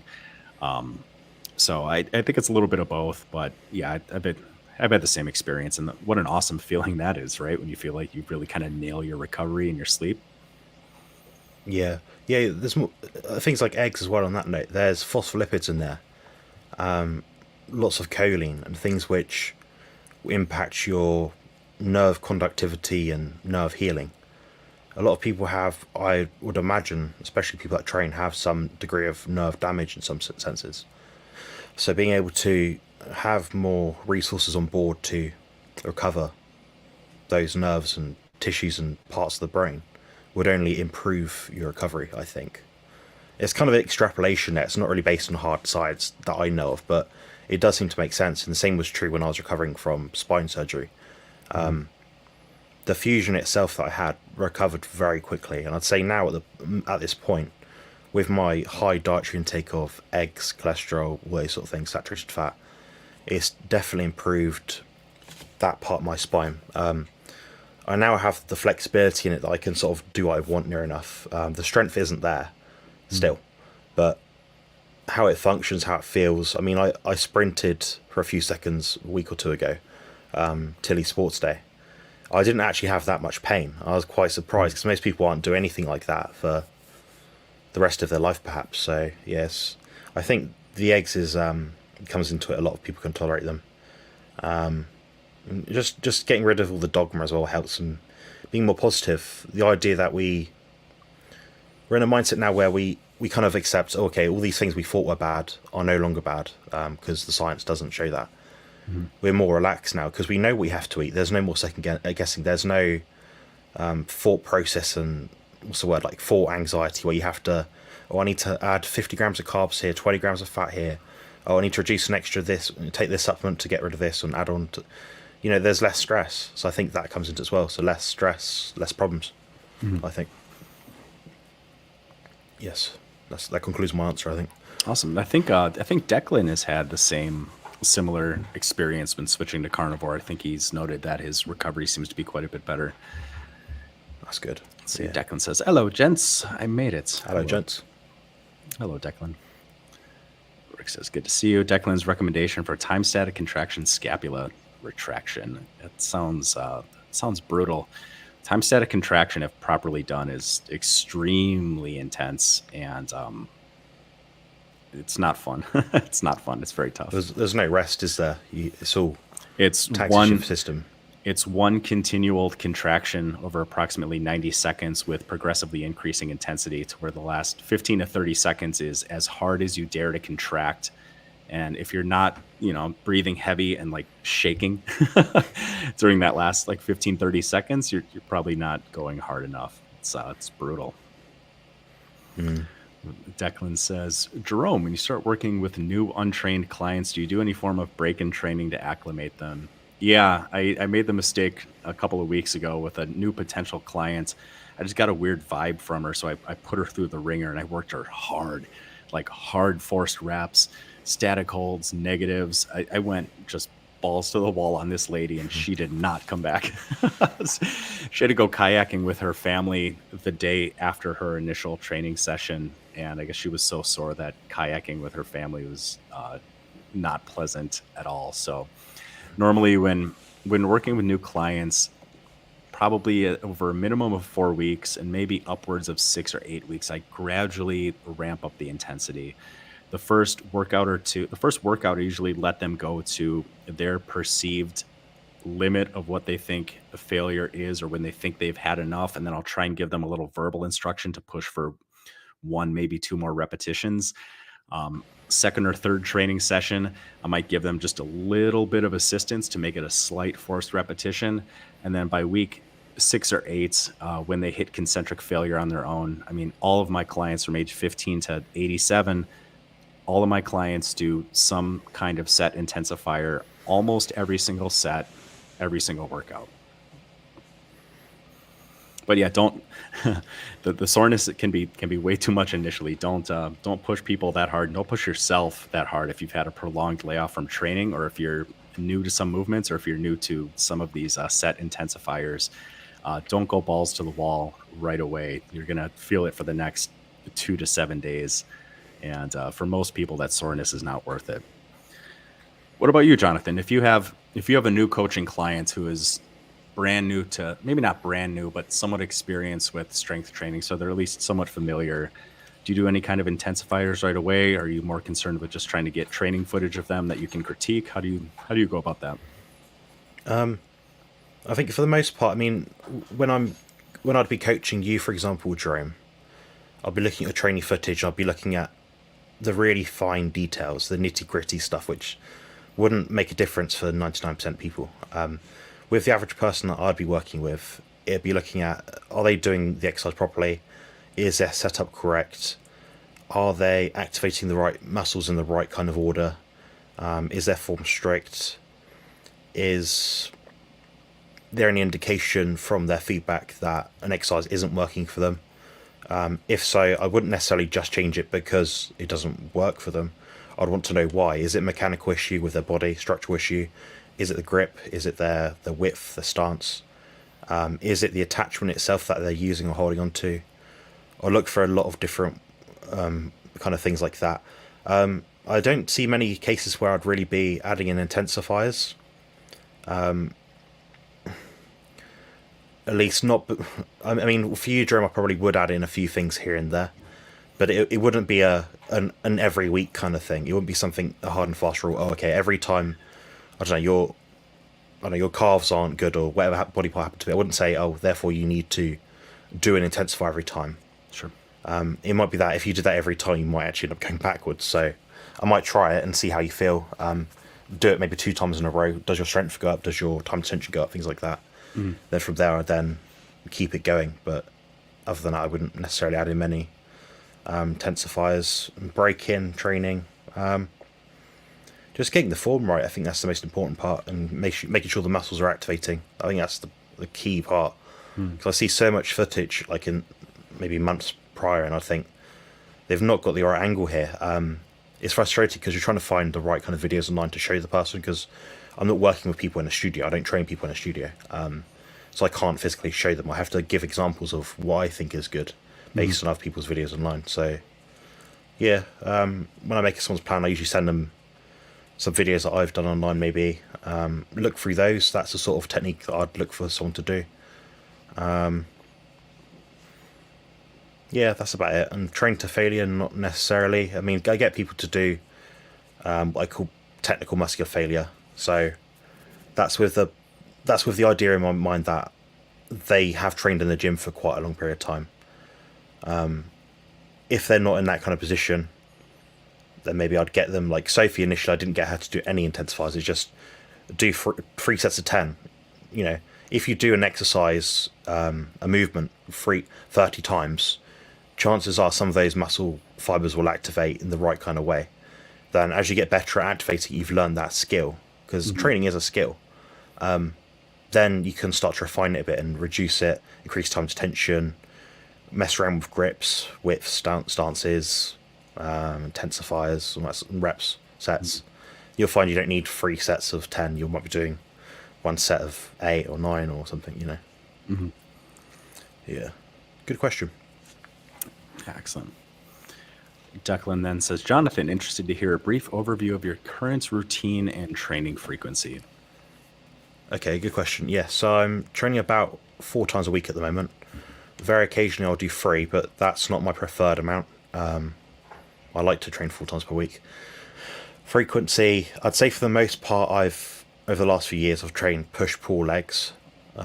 Push being chest, shoulders, triceps, pull being back, biceps, legs being quads, hams, calves, glutes. In terms of volume, it does scale up and down a bit depending on what my body feels like doing on the day. If my lower back's feeling tight, I might not necessarily do a hack squat. So I've omitted those from my training program for quite a while now. So it'll be more leg pressing. I might have to scale up volume to make up for any intensity I can't reach through certain movements. Like for example, a leg press I might be doing 2, maybe sometimes 3 sets of, but only because I know I can't go that hard without straining my hips and lower back. Something like a leg extension, yeah, I can do 1 set as hard as I like. I can get concentric, isometric, and eccentric failure all in 1 set, no issues. I might even add a rest pause set sometimes. But to say like a broad outline of what I'm doing in the gym, maybe 4 sessions per week, push pull legs. Ideally rest days between each of those sessions, but not always. In terms of sets, maybe 9 to 15. It does vary quite a bit. It does depend on the body part. I struggle to activate some muscle groups, like my mid-back sometimes, so I might add in an extra set here or do more exercises for that kind of area. Pre-exhaust, something which isolates that kind of area, so like a reverse fly or something. That's effectively it. Probably quite similar to Jerome, like a maybe 2 or 3 pushing movements and a push workout. Some tricep stuff, so like an overhead and a push down of some kind. Yeah, pretty much it really. Excellent. Yeah, my schedule's been, Jonathan knows, without going too into the weeds, my schedule's been crazy the last few weeks. So I've been training 1, maybe 2 days a week, and I've just been doing big 3, a compound push, compound pull, and a compound leg movement. And then if I do a vertical push, then the next week next workout I'm doing a horizontal push, and just kind of mixing it up that way for now. But Like as what was that? Like Ronnie Coleman. Yeah. Yeah, buddy. It's my whip day. So Jonathan has a number of fantastic links that everybody should check out for the Carnivore Crew Facebook group. Be sure to join that. It's well worth your time and your money. Killdozer 9000, fantastic name. Hey, Jonathan, I've been watching a few of your videos and I really enjoy them. That's nice to hear. I got a positive comment. I'm ecstatic. That's brilliant. That's made my day, honestly. Awesome. Cheers for that. Killdozer, what's your name? I'd like to address you by your name if that's possible. Appreciate that. All right, next one. V-Guard, could it be smart to eat on a surplus 6 days a week and fast for 1 day a week for both muscle growth and fat loss, or should I be eating every day for optimal muscle growth? What do you think? Yes, he asked this on Bart K's channel the other day. No, on Harry's channel yesterday. Sure. We didn't get a chance to get to it because we overran basically. And I saw this one, I thought, hopefully he asks it over here. That is a good question, yes. I think providing you can eat enough to maintain a net positive nitrogen balance from the protein intake that you're having throughout the week, if you can get 7 days worth of protein in 6 days, you'll probably gain the same amount of muscle, assuming you're fasting 1 day a week. But I'd personally, if my goal was to gain muscle, I'd be erring on the side of caution, just because I know how hard it is to gain muscle, and say eat every day. That's how you know that you've capitalized on the protein intake that you're having. What do you think, Jerome? There might be more to add to that, I'm not sure. I think this could potentially work with the caveat that I wouldn't try this approach unless you were only training 1, maybe 2 days a week. So if I was, and this is something that I've thought about too, and I really like this question because I've thought about this quite a bit, and I like the reasoning behind it, because we all want to build muscle, but we want to do it without getting fat. So if I trained Monday, I would probably look at slightly overeating Monday, Tuesday, Wednesday, fast on Thursday, and then train again on Friday. And Friday, I would slightly overeat Friday, Saturday, Sunday, fast on Monday. I would probably look at doing something like that if I were to try this particular approach. But in terms of measuring, right, how if you're actually building muscle, a lot of that's going to come down to your numbers in the gym. Are you consistently making strength improvements, workout after workout after workout? That's probably going to be one of the best indicators of whether or not you're building muscle. Certainly tools like a tape measure, Renfo scale, can give some kind of indication, but throwing that fasting date in there could make trying to be objective in your measurements rather difficult. I think as a hypothesis, I really like the idea. I think it would be a fun experiment to do if you have a way to try and measure that. But if you're training 3+ times a week, and if you like that training routine, I think it's a bad idea. I think that fasting day will probably inhibit your recovery quite a bit on one of those workouts, and you're going to throw yourself for a bit of a loop. But if you're only training once or twice a week, and if I was training once a week, if I was training on Monday, I would probably overeat Monday, Tuesday, Wednesday, Thursday, and then fast for 2 days, and then I would get a full day of feeding before I train again. Just thinking out loud. It would be a hell of an experiment to try. If you do try it, definitely let me know, because I'd be curious. Otherwise, it is something I would like to get around to trying at some point. Yeah. I think the only other thing I'd add to that is, with your protein intake, assuming you're following your appetite, it's likely to be higher on the days that you are eating. So if 1/7 of the time you're eating 0 protein because you're fasting, you have to try and meet your body's own hunger signals on those other days. So you'll notice it's quite a lot of food, perhaps. If it's maybe 1 out of 7 days, what's that, like 14-15% or something? You'll notice you're eating that much more food. So I'd capitalize on that first and foremost. And yeah, if you say, like Jerome said, if you're fasting, say, I don't know, Sunday, personally, I'd probably train Wednesday and Friday, or Tuesday and Friday, something like that, and just eat before and after that training period. Just have your fasting day as far away from your training as possible. That's how you'd optimize it, I think. Great question. Killdozer. Sorry, I love that name so much. Yeah. Where does the 1.75 grams of protein per kilogram of lean body mass to maintain muscle mass come from? Yes, apparently his name's Timon. That's a good question. Yes, I mentioned this on my recent Carnivore Diet Macros video. I think it roughly matches what Jerome says as well, but Jerome has another way of saying it, basically, but using pounds as a measurement rather than kilos.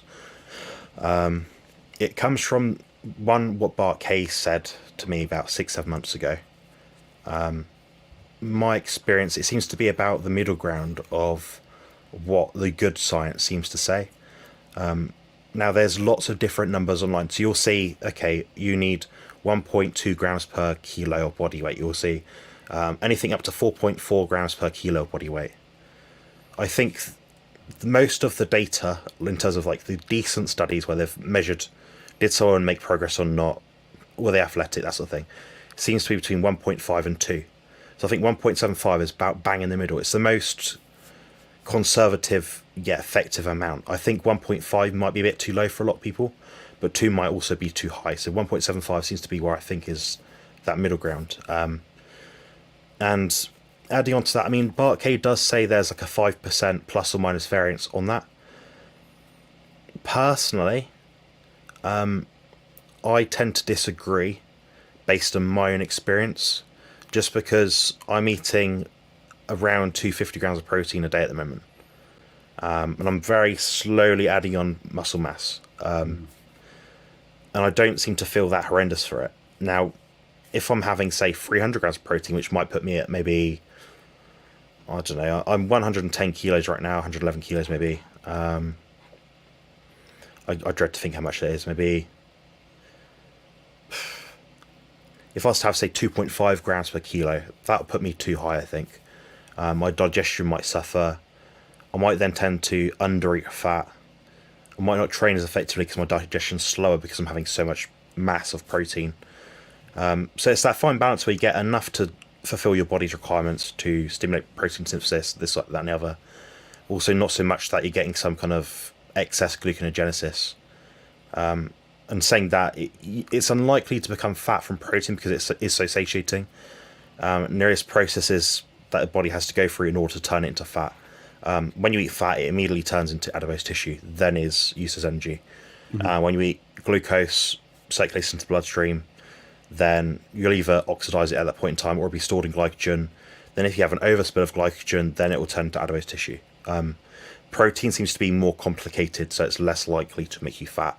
And that's evident the fact that it has a thermogenic rate of like 30% roughly. So, yeah, I mean, you won't necessarily get fat by eating a lot of protein, but the best case scenario is to get exactly what you need to perform the task of whatever your goal is, basically. Do you have anything to add to that? One of the original articles I saw was called "The Myth of 1 gram per pound of body weight." It was written by Menno Hesselman, and I think he's since put that article behind a paywall. And he looked at a number of studies, and his recommendation ultimately was 0.64 grams per pound of body weight. But if someone has an excess of adipose tissue, of body fat, then like it doesn't really do you that good to have an extra 20, 30, 50 grams of protein over the course of the day. So I think in a more scrupulous look at the studies, certainly Bart K, being as knowledgeable as he is with human physiology and a lot of these studies, kind of comes with a recommendation of 1.75 grams of protein per kilogram of lean body mass. I generally, and again, these are starting points. I used to say 1 gram per pound of fat-free mass. Sometimes I tell people 1 gram per pound of desired body weights. But really, these are all starting points. And if you look at all of those grams per kilogram of lean body mass, fat-free mass, or grams per desired amount of body weight, they're all very close. They're all very, very close recommendations off maybe 20 grams of one another. And Jonathan is a bit of an outlier in a sense where I think most people do generally, feel pretty good on about that same number, 1.75. But Jonathan, being a big bodybuilder and perhaps having significantly higher needs, and even like athletes, I know marathon runners and endurance athletes will sometimes have higher protein requirements than even bodybuilders because they need to offset the increased degree of muscle protein breakdown. It's a starting point to see how your body responds, and then you make the necessary adjustments. So don't get too caught up on any one particular metric. Yeah, ultimately your body will tell you. Look at your performance metrics. Between there, you might find yourself at 1.4, maybe. You might be very sedentary. You might be doing 2 sets per workout, in which case well, yeah, your intake of protein will be significantly less. Mhm. If you're doing like Kyle's workouts where he's training 4 or 5 times a week in the gym, and he's doing lots of sprints, for example, then Kyle might have to increase protein quite a lot. He might be closer to that 2 gram mark. So although I do agree with Part K, the 1.75 grams, yeah, for most people, around about there, I think there's always going to be an element of some people do need a bit more. What would be interesting to see, guys, is say right now I'm having 250 grams of protein approximately. If I was able to be more active and I was less sedentary, so rather than trying to do 1,000 steps per day, say I was doing 10,000 steps a day, would that mean that my protein breakdown would be higher to the point I'd need 300 grams of protein per day? I don't know yet because I've not tried it, but I'm pretty sure the more active I am, the higher my appetite would be. And I know fat in excess will make you fat, so I'm trying to scale around that bit where I'm looking at my Renfo scales like Jerome would be doing right now and people in the Carnivore crew. Okay, increase protein a bit. What happens? Try it for a week. Does it result in more fat-free mass? Yes or no? No. Okay, we'll increase it a bit. Okay, increased it too much. I gained 0.1% fat that week and didn't gain muscle. That point, is it more recovery? That's the issue. Is it I need to increase protein and decrease fat? You won't always get the exact idea of what you need to do because your body's dynamic. It's always doing different things. It's never you're just gaining protein or just losing fat. It can sometimes do a bit of both at the same time. So it's good to have a coach that knows what they're doing. And failing that, watch my videos, guys. I've got heaps of information on there on the carnivore diet and bodybuilding. Watch Jerome's as well.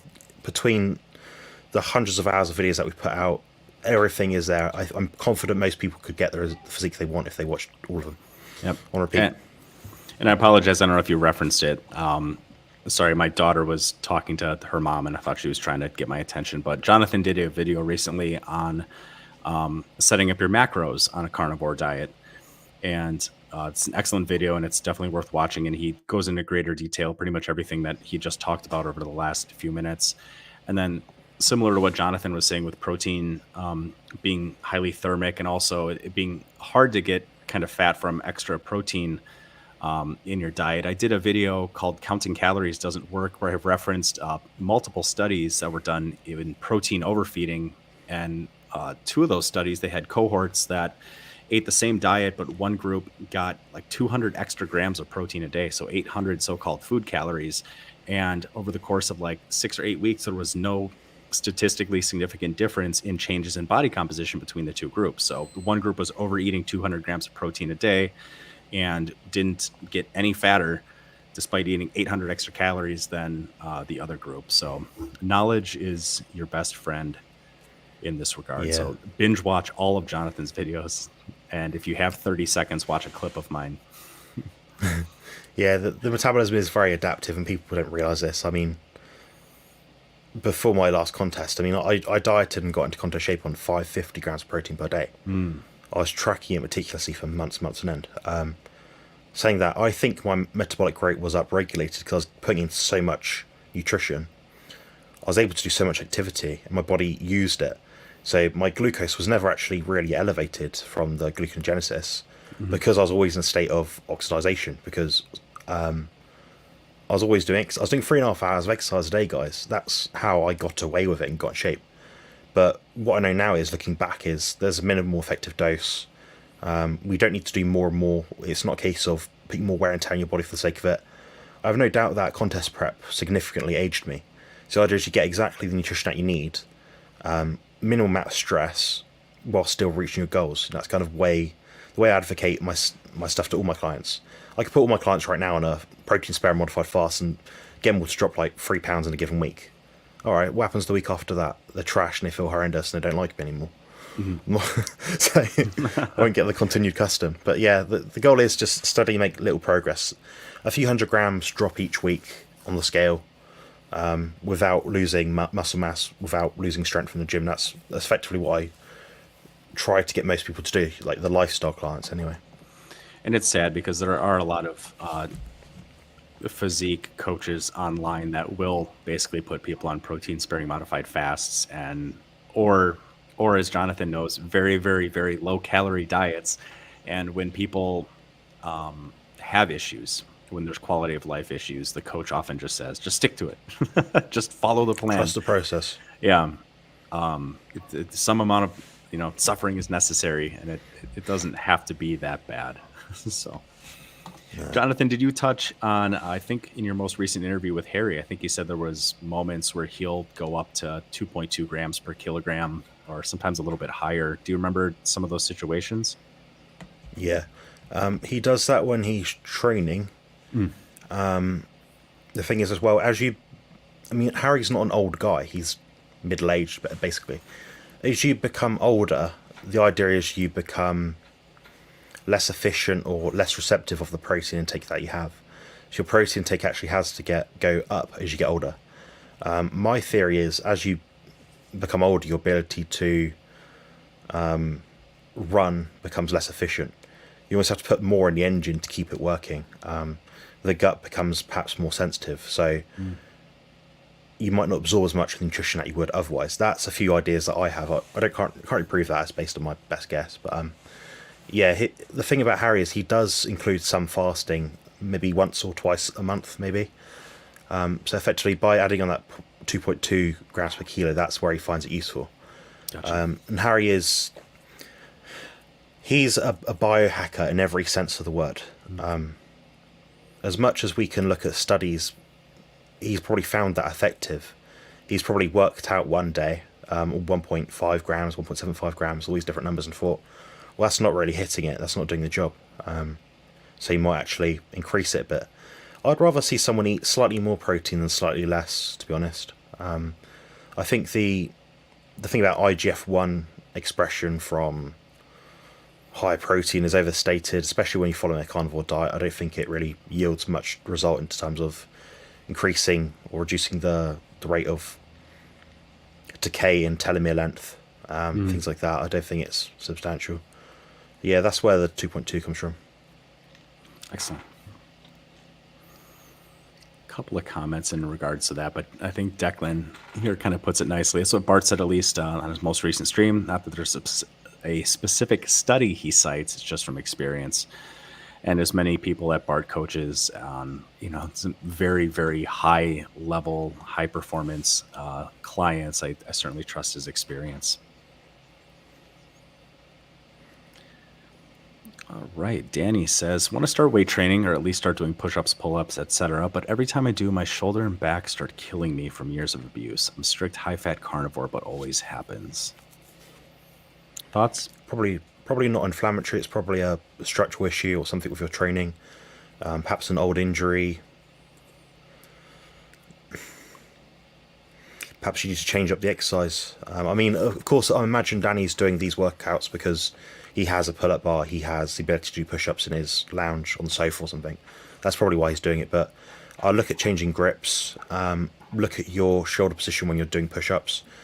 I know that the push-up is actually quite an effective, I believe it's a lower trap exercise as well, if you position your shoulder blades in the specific position. So I look at all those things, but Jerome's much more well-versed in this kind of topic, especially when it comes to working around injuries and joint pains and things. Yeah, and in general, I would, if you're having issues in certain positions of the range of movement or throughout a consistent part of the range of movement, I would consider doing static holds in various exercises or even time static contraction. I've done a number of videos on time static contraction. Ken Hutchins has many books and a couple of great videos on time static contraction.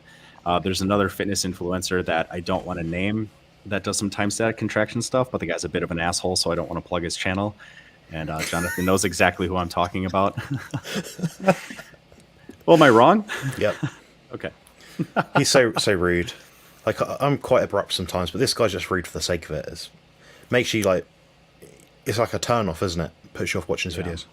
But in short, over 80% of the people that I have in my personal training studio have some kind of chronic health condition that will prevent them from doing either conventional exercise or full range of movement exercise. And in those scenarios, I will find a position in the range of movement that doesn't irritate. So if like a certain position in a leg extension makes their knee hurt, I'll stay at least 10 or 15 degrees away from that, and I'll do a time static contraction to work the muscles involved and to apply the positive benefit from exercise to that particular joint. And a time static contraction is essentially it's 90 seconds, one long contraction, 30 seconds moderately hard, the next 30 seconds almost as hard as you can, and the last 15 to 30 seconds as hard as you dare to go. Muscles know tension.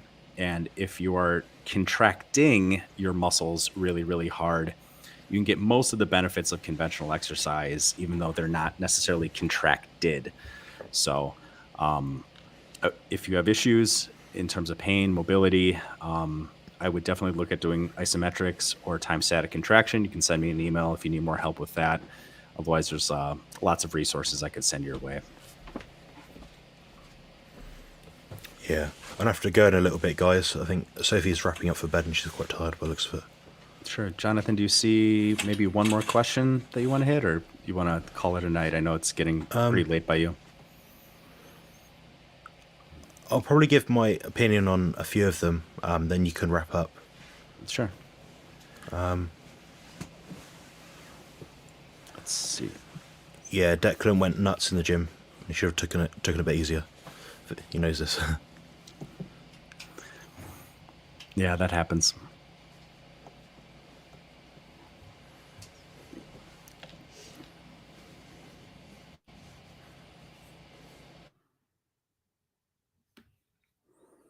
I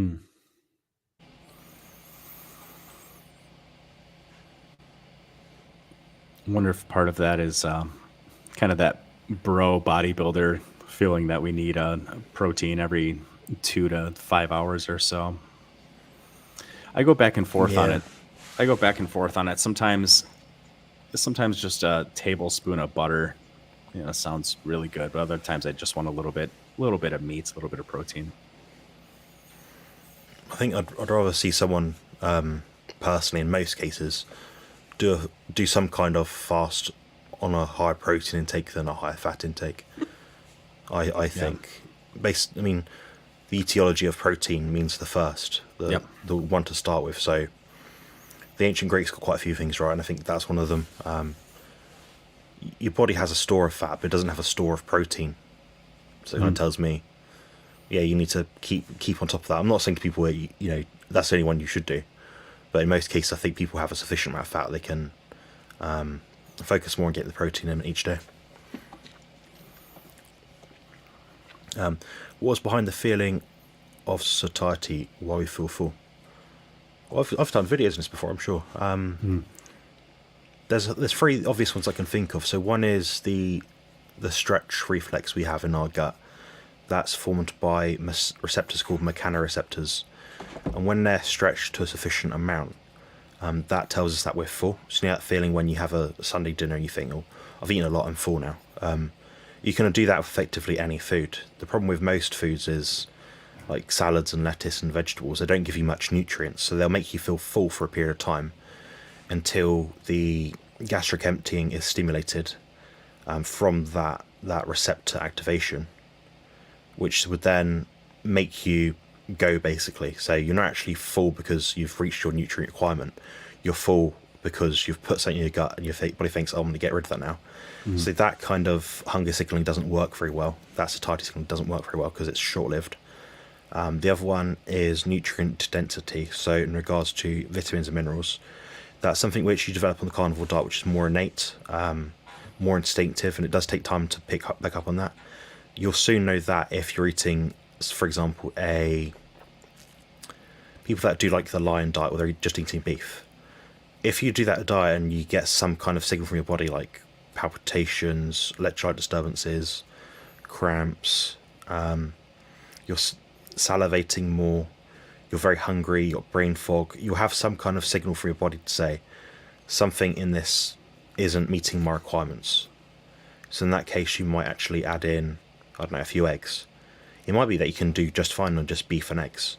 So that's kind of what the nutrient density thing is. So eggs are very satiating, so most people can reach that satiety signaling with eggs. So with people I have that have a tendency to binge eat, I usually recommend them to eat something like eggs, just because it is so nutrient dense. Is one good way to hit that mark. And the other thing as well is the protein and fat nutrient satiety side of it. So we spoke about a bit about micronutrients, but you can also look at the protein and the fat amount. Assuming you're fat adapted, you have an amount of body fat that you can oxidize to fuel your body at any given time. If your body has not much fat on board, or you're not fat adapted, then your hunger signals for fat would increase. And the same thing is true for protein.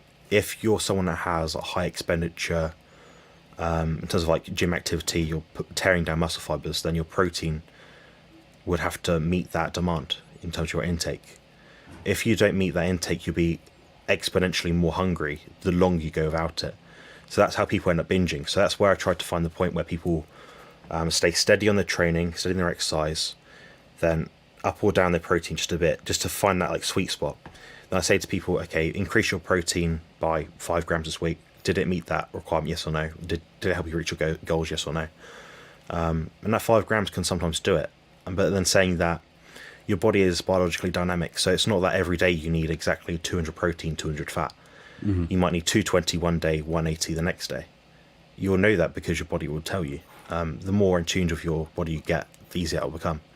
So I'm sure, I mean, Jerome's had this experience before where the days after training, I'm sure you've been hungrier because you're expending more, you're tearing down your muscle fibers more. Then as that protein synthesis demand goes down, as it tapers off towards the latter end of the week while you're not training, your protein intake would ideally or most probably match that. And I think that's the same for me as well. But then again, there's always that subjective human experience where people will emotionally eat. That's probably the worst kind of satiety to try and reach, because you're working against your body's own signals to fulfill something that doesn't really have a receptor site. It doesn't really have that fulfillment. You know, you're working on your brain rather than your biology, I think. And if that makes it like your psychology rather than your biological systems, I think. So it's not optimal, in my opinion. Do you have anything to add to that at all?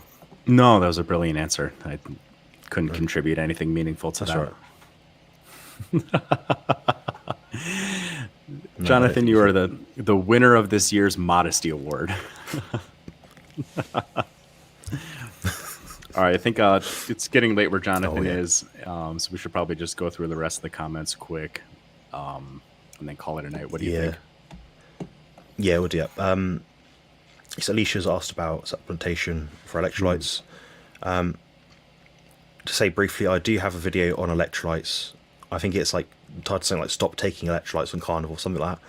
It's released about 4 to 8 weeks ago. Got like 1,000 views. It's a very popular video. Nice. 100% like to dislike ratio.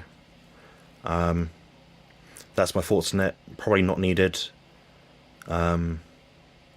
Overstated. Popular because influencers sell it and they're given a 10% commission rate on it. So that's why people recommend it. I personally don't for long-term carnivores. I'd say past the roughly maybe 3 to 6 month mark, a lot of people probably don't need it. Well, looks like Jonathan dropped out for a second. Oh, there you go. I was going to say, leave it to someone salty like Alicia to ask a question about electrolytes. Similarly, I did a video. I think I titled it something along the lines of "Be careful with electrolytes." In general, if you're eating carnivore diet, salt your food to taste. And if you're eating, 1 to 3 meals a day, that's probably all the electrolytes you need. If you're doing any kind of prolonged fast, I highly recommend electrolytes. But even then, I think most people should probably dilute them far more than what a lot of influencers are recommending with like an element or pack or two. But I go into the reasons in that video. In short, if we condition our body to processing and expecting an influx of large amounts of electrolytes, we'll eliminate them at a high rates. And then if you don't get those electrolytes, you will continue to eliminate them, and that can cause some acute issues. Yeah, I don't think you can biohack your body in that sense. Your body just does what it's meant to do. I mean, if I salt my food too much, I drink too much, and I feel horrible. So, just do what tastes good, I think. You can't get too wrong with that. Yeah. Jonathan, have you noticed that you salt your food to taste, but then if you offer somebody else a bite of your food, they think it's terribly salty, but for you, it's just palatable? Have you ever had that experience? I've had that experience, yeah. Okay. I get most of my salt intake through the Carnivore protein butter bites I have each day. I've started to use unsalted ones now, so it means my food I'm just sprinkling salt a bit, but I've noticed that my salt intake is significantly less than it used to be. Okay. I've measured it, and when I was doing a carbohydrate based diet, I was around like 12 to 15 grams of salt per day. I think I said to you I'm around at 5 grams now, something like that. So, you know, your body is more efficient. You end up needing less. I think as time goes on, you can condition your body to need less. Killdozer said, I was able to gain 1 centimeter of circumference to my biceps while doing drop sets with 8 reps to failure, until I couldn't lift my arms even after 1 hour rest. Why does this work for me? 1 to 3 reps leads to no growth. That's a good question. I mean, without seeing your training, my first thought would be, if you're doing 1 to 3 reps in reserve of failure, do you know exactly that you were doing 1 to 3 reps in reserve? Could it have been that you're actually doing 3 to 5? I have no idea how advanced of a trainer you are, so I couldn't really say without watching you train. I mean, people say they train to failure, and I asked Colt this the other day, and he said he trained to failure, and I watched his sets. He didn't do any sets to failure. And I told him it and explained it to him. He was like, "Oh yeah, shit, I know what you mean now." So yeah, the failure thing is subjective. I think the only way you can know failure, which Jerome has pointed out before, and I actually really, really agree with it, is when you can't lift the weight and it squashes you. That's how you know you've hit failure. Until you've hit that point, you will never really know. Yeah. But I think you can accurately measure concentric muscular failure when the weight doesn't move anymore. That's quite a good. I mean, with specific exercises like a chest press or a leg press, if you're leg pressing the movement and it will no longer move forward even a quarter of an inch, you can be pretty rest assured, at least without using your hands to push your knees, you've reached concentric muscular failure without a forced rep effectively. So have you had experience with that, Jerome, where you've not made gains unless you've really went to town with your training? Yeah, I mean, I've always trained, I guess, beyond failure, even though I hate that expression, for quite a few years now with training, high intensity training. I guess when I read the question, I'm not sure if he means reps in reserve or if he means 1 to 3 sets, not reps. I wasn't sure if he meant reps in reserves or just 1 to 3 reps total, because I could understand both, how leaving reps in reserve, but also only doing 1 to 3 reps might not be enough to stimulate growth. And the answer to both of those comes down to Henneman's size principle. Muscle fibers are recruited sequentially, starting with the slower twitch fibers that are a little weaker. And then as those fatigue, the intermediate and eventually the fast twitch fibers are recruited. But you have to go through this spectrum of recruitment and fatigue before you can tap into the biggest, strongest muscle fibers. So let's see, 1 to 3 sets. So I assume he did 8 sets that produced growth, and 1 to 3 sets did not lead to growth. I would have to think about that a bit. In that context, I would suspect that 1 to 3 sets was just not hard enough. I tend to think most muscle groups, if you can do more than 3 sets, you're probably not training that muscle group hard enough. But there's a lot that goes into that. Again, if you have training footage, I'd love to see it. Jonathan and I, we nerd out over this stuff. We could watch training footage all day, pick it apart, and it's something that we love doing. If I can plug it again in the Carnivore Crew Facebook group that we're putting together, we will always give commentary on training footage, and we'll be putting up footage of our own for you guys to critique us and for us to try and show what we think a more proper set could potentially look like. So you kind of have intensity and volume are sort of 2 different knobs, and the higher the intensity, the lower the volume has to be. But if you can't safely and correctly generate a high degree of intensity, then you can kind of make up for it with a little bit of volume. Yeah. I think as well, adding to that point very briefly, is assuming he's saying he's doing 8 sets and that's what's giving him more gains versus 1 to 3 sets. Like he said, if he's doing 8 sets of, say, the cliche 10 reps, is he doing 10, 10, 10, 10, 10? If he's doing that, that tells me that he's not going even close to failure. Like myself, if I'm doing multiple sets of one given exercise, bear in mind my form is extremely standardized. I'm very, on it sort of thing. In terms of like cadence, I tried to match my cadence rep to rep to rep until eventually we'll slow down, just because you become weaker and more fatigued. So what my set might look like is on a chest press, maybe 9 reps the first one, 9.5 reps I might put with 100 kilos or whatever it was. Then I might do 7.5. Then after that, maybe 1-2 sets, I'll get a massive drop off, where it won't be 1 or 2 reps drop off, it'll be like 4 reps. So what might start at 9.5 reps may finish at 3.5, 4 reps. Assuming I'm doing 3 sets, and that's even with a 1.5 minute rest between it.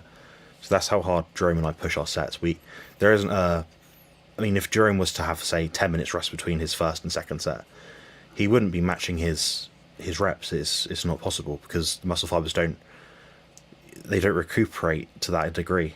You're not going to be matching 10 reps both sets, I don't think. Yeah. So yeah, I'd kind of I'd say what you said, really. Jonathan has some great training videos. I have a video of me doing a pec deck on my YouTube channel. Otherwise, Mike Mentzer training Marcus Reinhardt gives a pretty good insight to, at least in terms of intensity. But I always liked that kind of subjective metric that there should be some slight drop off on a set-to-set basis. But in that sense, Jonathan's right. There will come a point past a certain number of sets, the drop off will be, almost exponential. It'll be like half of what you did on your previous set. And in my early days of training once I hit that point, I was just done with that muscle group, because I figured I could wait, 10, 20, 30 minutes and that strength would not come back. At that point, it's essentially been sufficiently worked. Yeah, he's added some more context, so thank you for that. Awesome. Timon, I appreciate that. Yeah, by the looks of it, he's doing a drop set. So he's doing, staggering it down, basically.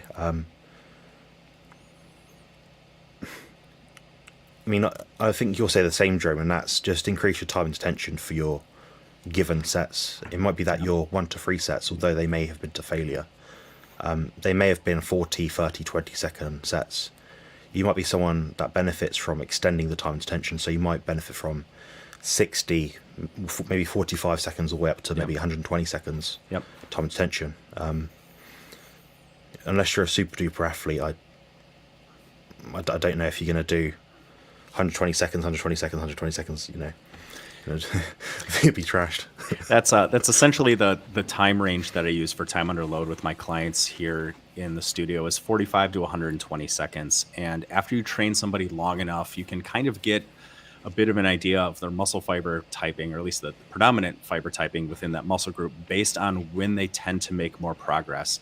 Some people that are a little bit more fast twitch dominant will make better progress if their time under load is like 45 to 60 seconds.